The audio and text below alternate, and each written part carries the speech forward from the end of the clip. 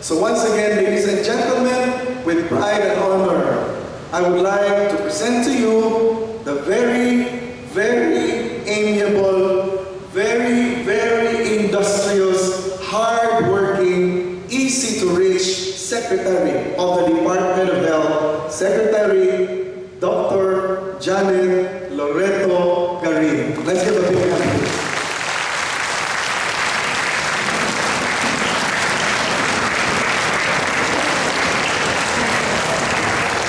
Mahalawang tambal sa balikos.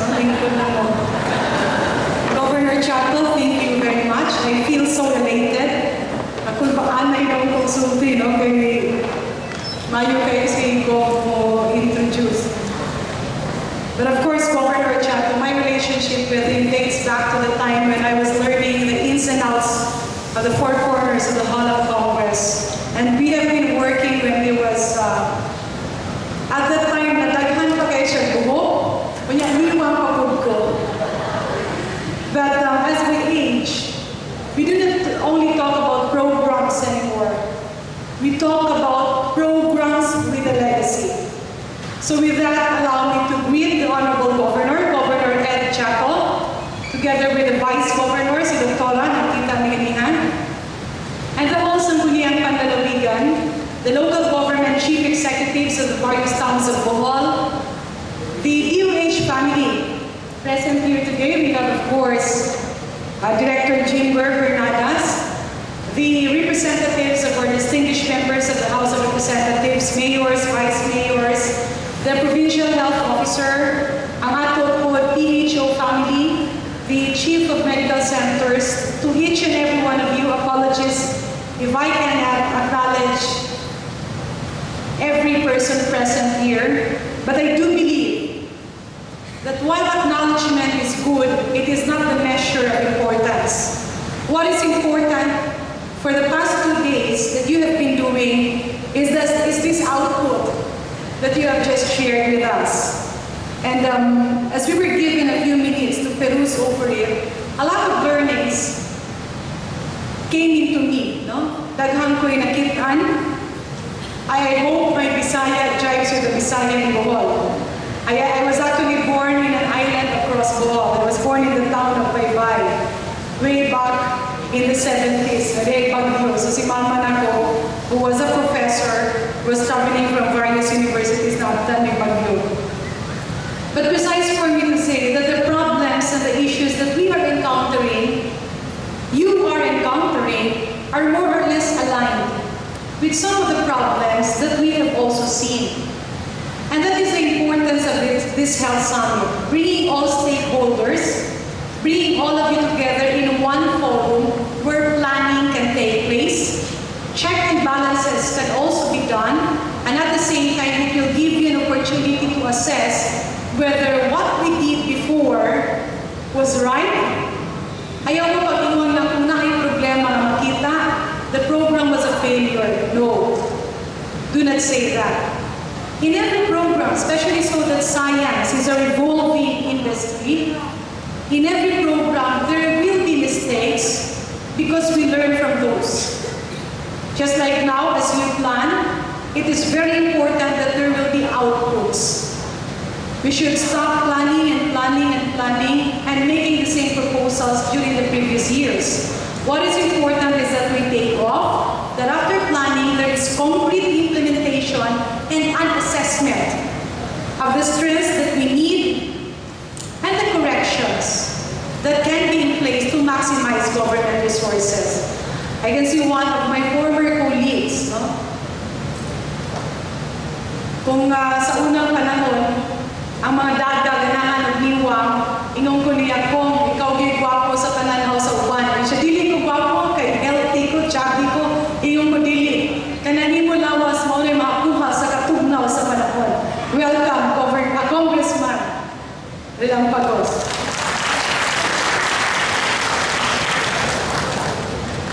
Now, I was asked to mention the state of healthcare in the Philippines.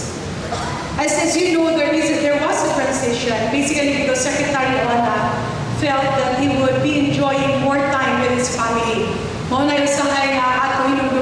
will always be a time of 40,000 there would always be that point wherein we would prefer to relax, spend more time with our individual families, and look back at what we have achieved as a whole family involved in healthcare.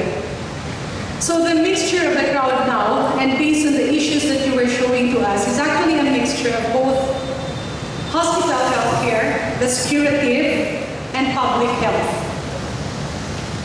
With devolution, fragmentation started. Usahay, lain dito sa central office, lain po ng ihimo sa ubos. Did you notice that? There would be many alignments and many programs in the central office that on some occasions is not aligned with realities on the grounds. Diba? Usahay po na may program and it's very good. It needs the support of the central office. Unfortunately, hindi siya masuportahan simply because it was not included in the plans. Programs, problems that could have been avoided by simple consultation, inclusive decision-making. And that is the reason why when we discuss hospital care and curative care, we should also focus on public health. Because not only it is worthwhile to do advocacies in terms of public and preventive health measures, it is also worthwhile to save a life at that point of time where intervention is possible. Fragmentation, as we can see, and has led to actually misalignments. If you have different programs in the central office and at the local level, it leads to misalignments. And that is the reason why one of the thrusts of the Department of Health now is to address this gap. It is still a proposal, but because we have the syntaxes, we believe it will be funded. The proposal is actually to create what we call universal healthcare implementers. If you have the NDPs for Nurses Deployment Program, there is the current proposal initially accepted by the Department of Finance and the Department of Budget and Management, just awaiting approval from the President and subsequent funding. It may happen next year, we do not know, but it can also happen in the subsequent years. What is important is that it will be started. What do we mean by universal healthcare implementers? Universal healthcare implementers are actually doctors. Doctors assigned in rural areas. And that is where hospital relationship between municipal health officers should be strengthened. The universal healthcare implementers will serve a function similar to the MHOs, municipal health officer, in areas who cannot afford to sustain their doctor, in areas whose budget can best be spent on other health measures. Further, this will solve the impasse. If you can notice, there will be some situations, I believe not in Bohol, because this problem has been solved in Bohol, but basically in some areas, there would be arising conflicts between the local government chief executive, the mayor or the governor, and the municipal health officer. And that relationship, if not nurtured, will actually put into a stalemate healthcare. Diba? Usahay kung mag-away si Mayor o si Doc, naalay na may misunderstanding. Ang problema, parang daghay mo intriga sa palibot, that strained relationship results to many aspects that will actually sacrifice healthcare. So that is the essence of universal health care implementers, where a short list will be presented to LGU chief executives so that the person that they choose will not be trained by the Department of Health. This will also give DOH a pool of doctors, young doctors, that when they reach mid-50s or early 50s will now be absorbed by the central office or by the regional offices or even the regional hospitals. In other words, the manpower of the DOH family at the central office and in the regional offices, the policymakers, will be a pool of doctors who have had experiences on the grounds so that policies are doable, achievable, and possible. Doable, achievable, and possible. The problem with that is that we encountered a lot of problems, but what we now intend to do is move forward and implement this. Now, the HFEP program funded by the sin taxes has actually helped a lot of municipalities, provinces, and even other government agencies. Mauni siya gigamit for infrastructure and equipment and upgrading. Unfortunately, there has been a gap somewhere, somehow in terms of planning. Why? We lack the appropriate mapping. But it's expected. Any country who is just starting, as what I have said, would find problems. What is important is that when a problem is identified, we look at solutions. We should not keep on repeating the problem. And we should not keep on thinking that there is a problem. It should be more important to move on and solve the problem. Mapping has been a problem because the Health Facility Enhancement Program has been given around without a full basis. In other words, allocation was historical. And in your province, like the province of Bohol, who has been investing so much on health, who has been investing so much on health personnel, on putting up a concrete service delivery network, you will be happy with the incoming plan for HFEP utilization.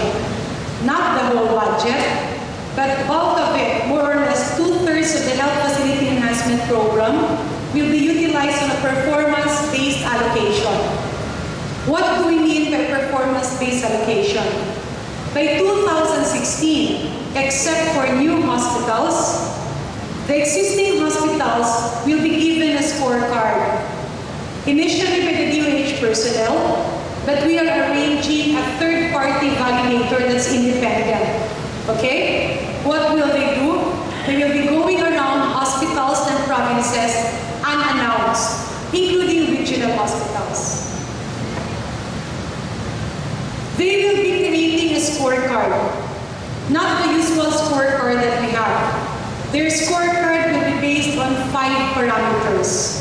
First will be availability of medicines and reagents. Okay? So that's like an incentive for the LGU.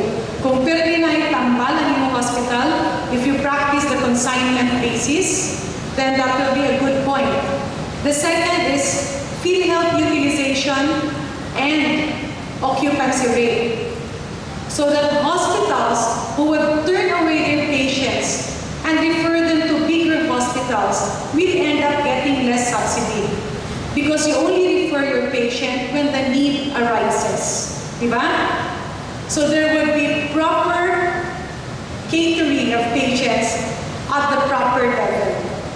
So the first parameter was actually availability of medicines and reagents. Second is PhilHealth utilization and occupancy rate.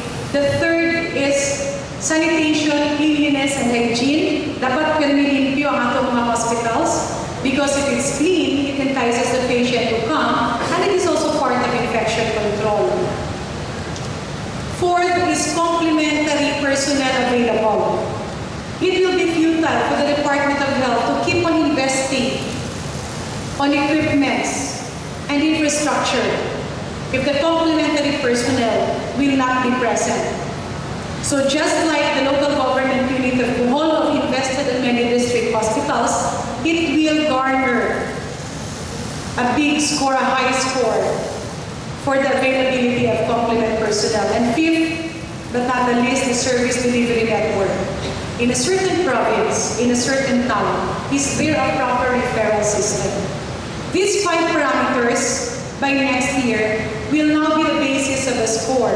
And that score will be commensurate to the pie that you will be getting from the sin taxes. They are still finishing the formula. The task force will be coming out with a full report in May. But what will happen is, let's say, if the recommendation is 1 million per 1 point, if your hospital gets a score of 100, then you have 100 million. If your hospital gets a score of 50, then you have 50 million. That will be the regular subsidy of the Department of Health. Dili na mo maglisod ug sige og pangayo. Just perform. DOH will look at the hospital. It will be validated by third-party validators. We will coordinate with the local government chief executive and members of Congress. The score will be finalized, and that is how HFEP will be able will be distributed. In other words, it's a manner by which you will be helping yourselves, and we in the central office will be augmenting and looking at the hospitals and public healthcare facilities helping themselves. Because we believe that the help of the Department of Health and the national government can only be maximized if it is appreciated. It can only be maximized if it is utilized. And it will redound to the benefit of our patients if we deliver healthcare in the most compassionate way. Okay. So that is the current performance scorecard that the Department of Health will be coming up. In other words, the facilities and infrastructure that will be given to you will be commensurate to your performance. You have actually achieved a lot of things, and we have all the perfect ingredients. We just need to fix some misalignments. We just need to fix infrastructure by virtue of equipment and manpower capability. In other words, the mapping will put possible the availability of specialists, doctors, nurses, and other medical and paramedical personnel, medtechs, and at the same time, it will make our funds go to where it should go. It will make your hospital procure what you need rather than what we want. When I went over the health issues, one of the things that struck me was your comment on inefficient procurement system. The fast tracking of the procurement processes, especially for the needs of the RHU, PHU, and hospitals. We do acknowledge that there were problems along the way. But as what I have said earlier, problems happen for a reason. And probably the reason that problems on the procurement system happened was to open our eyes on the real law that exists, and that's 9184. And this will now allow us to do away with other department orders and institutionalize a mechanism that we found is actually more effective.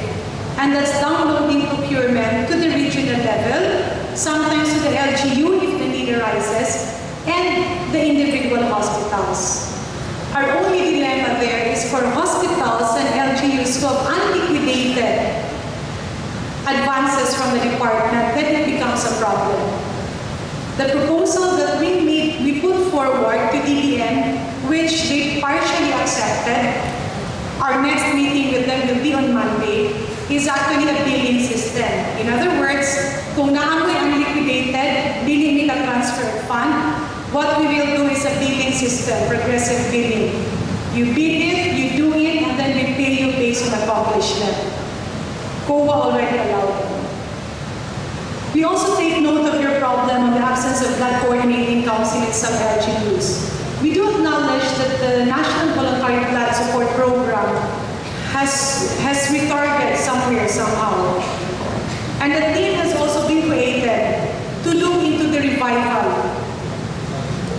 of the National Voluntary Blood Services Program. Areas will be identified, but we also noticed that in your scorecard, medyo red ang color and immunization. And immunization is very important because immunization is actually a public health measure. Imagine the time na wala pa yung bakuna. No? You know Apollinario Mabini? Sa Apollinario Mabini ba? Yeah. No? Kinsay nakailan yung Apollinario Mabini? Raise your hand. Kinsay nakailan ni Kuhan? Si Forevermore. Kinsay mo nagtanaw ni Forevermore? Wala. Mas kailangan mo ni Forevermore. Si Apollinario Mabini was actually the father, I think, of Philippine democracy. Basta hero na ako. But you know, he was a very brilliant guy. He was very intelligent. He was good in strategies. He was a planner, a manager, an implementer. Sa ginhimo na niya ang tanan-tanan, maayon na kayo He was the father of the Philippine Revolution, something like that. And he wanted the Philippines to be independent. So sa iyan na plano na tiwas ng tanan, when they were about to implement it, he could not stand up. He was actually inflicted with polio. And they were going around the country fighting the Japanese while his soldiers were carrying him. That is how destructive polio is. And it's preventable by vaccine. Di ba sa una, kadaghan sa ako, mamatay sa tetanus? But now, tetanus is being given 3 times in 1 year. Upon birth, after birth, it's 1.5, 2.5, and 3.5 months. It will be given as a booster dose on all grade 1 and grade 7 students, starting this year. Because if you actually have 5 doses of tetanus toxoid go, that gives you lifetime immunity. Kabarato nga investment. It's actually 5 pesos per shot only on the national level. And if we complete that, pareho sa pag-earthquake, kung 5 ang ato doses of tetanus, pag-earthquake, dili ka makulbaan kung dili may injection na nasamaran within 24 hours. Because what happens now, we only have 3 doses. Every time there is a disaster, there is an earthquake, naay bagyo, kung naay masamaran, magdali-dali tao anti-tetanus within 24 hours. In other words, immunization is a very good program in terms of public health. Because if we prevent diseases, then investment on health will be maximized. And that is the reason why when Governor Chatto was explaining to me that one of your problems in terms of immunization is that the vaccines either will come late or it is stored in one area. It cannot be stored in the rural health units because of the cold chain problem. So with that, the Department of Health, sa katas ng syntaxes, each RHU,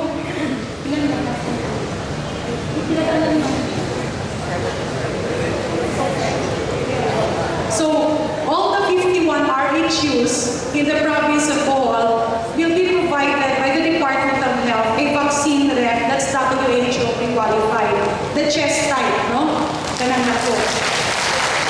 Hindi siya pwede, butangan ng kusino. Hindi po siya pwede butangan ng soft drinks, no? Kaya kato na siyang dako. You see the WHO, kanang dako, no? It's quite expensive, but it's actually good for you because the potency of the vaccine is maintained. Okay? So, kung naamoy ref na gamay, atong gamay na vaccine ref na salamin, glass ang sa front, do not use them for vaccines once you receive the big vaccine refrigerator. Because the potency of the vaccine in that ref has been affected based on our studies. You now use that as a reagent ref. Okay? So that will, I hope, answer the availability of vaccines in the rural areas. Another problem that you pointed out is the no policy on sharing scheme on TB DATs and MCP reimbursement. This is actually true in many areas. Sometimes problema lang kay siguro ang LGU chief executive wala maintindihan na na certain formula that you follow on PhilHealth reimbursement, right? Naigamay na miscommunication. But this has been addressed because it's the same problem all over the country. By end of the year, that's December, there will be a performance commitment signing between President Padilla, the President of PhilHealth, and the local government chief executives. Where the PhilHealth accreditation stands, the PhilHealth reimbursement will be treated separately. So together with the PhilHealth reimbursement, is not suggested, is a mandatory process of expenditure. Example, if your PhilHealth reimbursement is 10 million, I don't have the specific formulas yet. This is just an example because ULA, the Union of Local Authorities of the Philippines, is checking on the mechanism. But the proposal there is to put certain percentages. Example, it would say 50% will be spent on personnel, 25% on medicines, and 25% on equipment. Example lang na. So there will be a mandatory guide that will be attached to the PhilHealth reimbursement. If that will not be followed, the subsequent reimbursements will be put on hold. It will be put on a trust fund that PhilHealth will only release upon compliance of the local government duty. In that way, we now align investments being placed back and plowed back to healthcare. So the issue that you are referring to will be somehow solved by that arrangement. Again, the accreditation stays, but the reimbursement follows the mandatory allocation provided by the Union of Local Government Authorities of the Philippines. So as you have seen, and as you have experienced, we now have all the ingredients. We just need to fix the right temperature and bake the best cake. And by cake, I mean complete, accessible, key for effective healthcare. In other words, you, me, and all of us together should be able to bake the perfect cake. And that's providing for a complete, accessible, key for effective healthcare. So it's not only about manpower, it's not only about infrastructure, it's not only about equipment, but it's all about coining all of this together and maximizing PhilHealth. Because healthcare is not just all about subsidies. Healthcare is not all about investments. What is important is sustainability.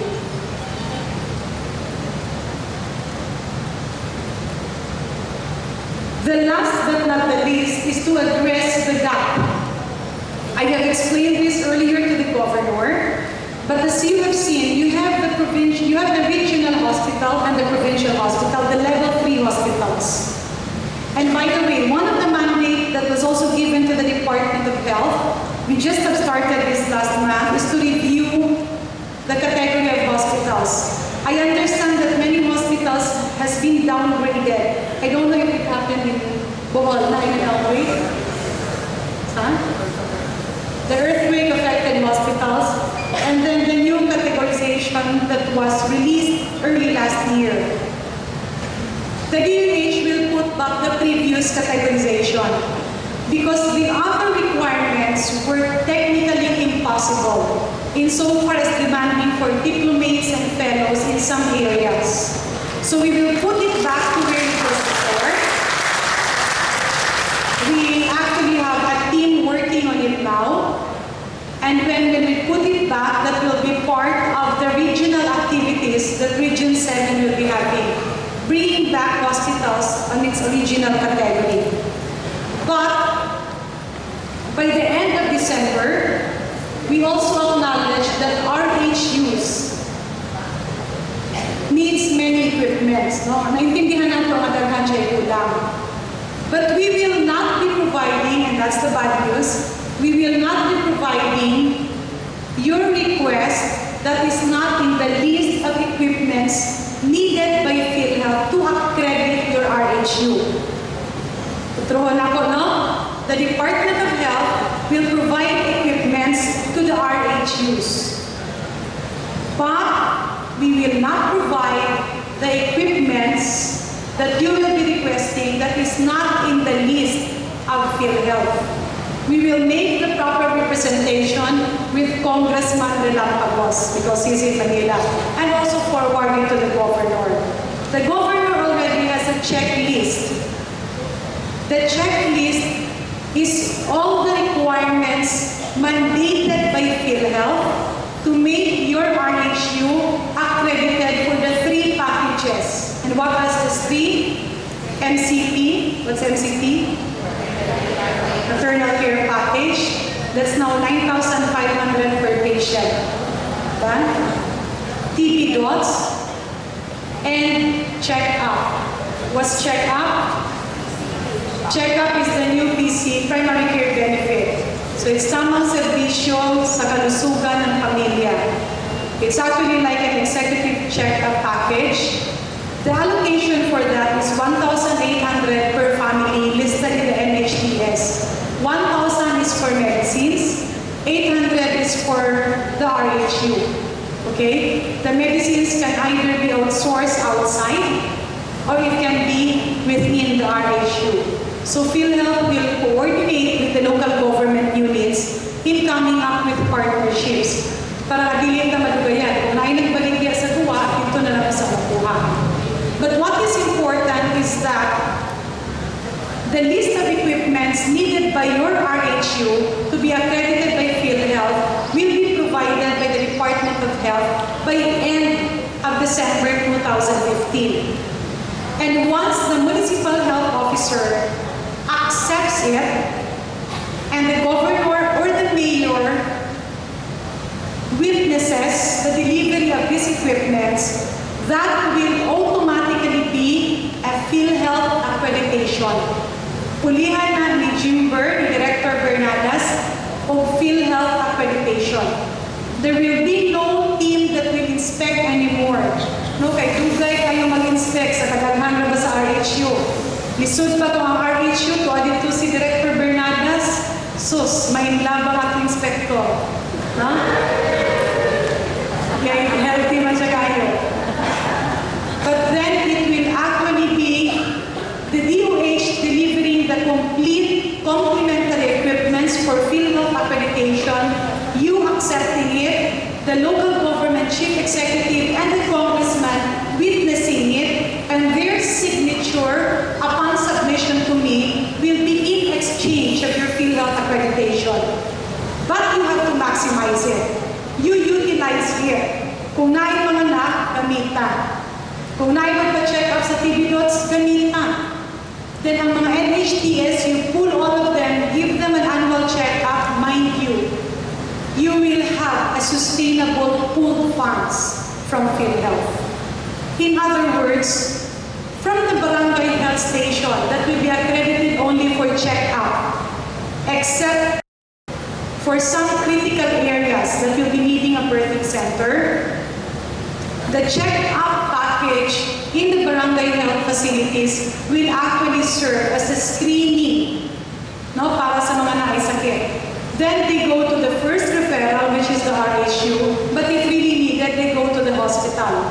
In other words, the barangay health station and the RHU will serve as the frontliners for screening, so that patients brought to your hospitals are those that really need care, and now the tertiary level hospitals will be delivering quality specialty care services for those who need it. In other words, na-anti-tasking, because we want you and we believe in your cause, and we want to be part of your desire for sustainable universal health care. With that, allow me to thank all of you for inviting me today. But moreover, when I started becoming acting secretary of the Department of Health, the first thing that I did was to talk to my program directors, ask them one by one, then later on regional directors and chief of hospitals. And mind you, one conclusion that I saw was that many, if not all, of our healthcare providers are highly competent, just like you. Bohol is one of the provinces where healthcare personnel are highly qualified. Daghan mo doktor, daghan mo nurses, daghan mo medtechs, even of pharmacists. Some of your kababayan and kasimanwas are even making their names in huge urban centers in Metro Manila and Cebu. You have the huge complement of a competent healthcare, medical, and paramedical personnel.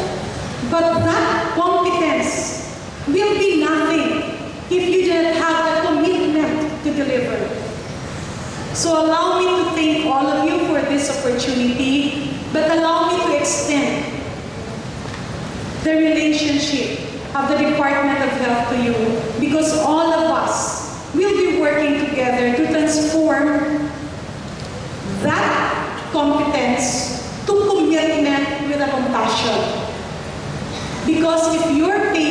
if our patients realize, di ba usahay lang may doktor, pero mahibong ka, nga nung namang yung may pasyente mo nga sa quack doctor, usahay ito sa tampanan, and they prefer. Not only is it an issue of culture, but on some instances, if you lose your patience of answering to questions of the patients, usahay makulbaan sila. Labi na yun, yung gamitan ninyo o kanang medical terms, di ba makulbaan ng pasyente? So your competence and your commitment should always be coupled by compassion. Because those three C's, competence, commitment, and compassion will lead to creativeness.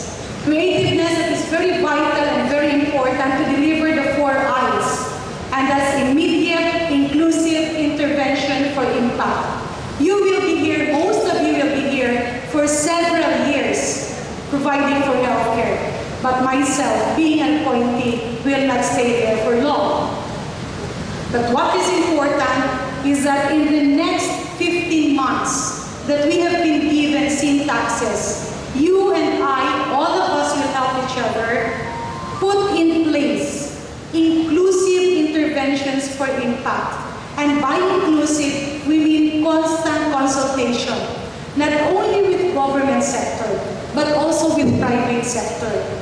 For those who does not have the supply of medicines, go into consignment. If you need equipments that are difficult to maintain, like dialysis machines, if there's even a businessman in Bohol who is willing to cater for a PPP system in terms of providing for ambulance among all healthcare facilities, go for it. Mura naman ang taxi, di ba nga, in your text. Because that will actually give you better service. In other words, no healthcare facility exists alone. It's all of us helping each other. And one great advantage of the province of Bohol is that you were able to transcend unity from the executive office to the legislative office, regardless of political color, to the barangay level, to the private sector, and to every society. And let that trait of unity ring in every nook and cranny, in every hill and dale, in every river and stream, in every field and forest. Because it is only through a united Boholano that you will be able to continuously achieve what is best for you. You doing what you can for the province of Bohol, the province of Bohol doing what it can for its people, and the Department of Health here to augment what we can for your province. Because at the end of the day, we all would like to retire and be remembered that you did something, we did something, because we work in unison and we deliver with a compassion. Thank you very much.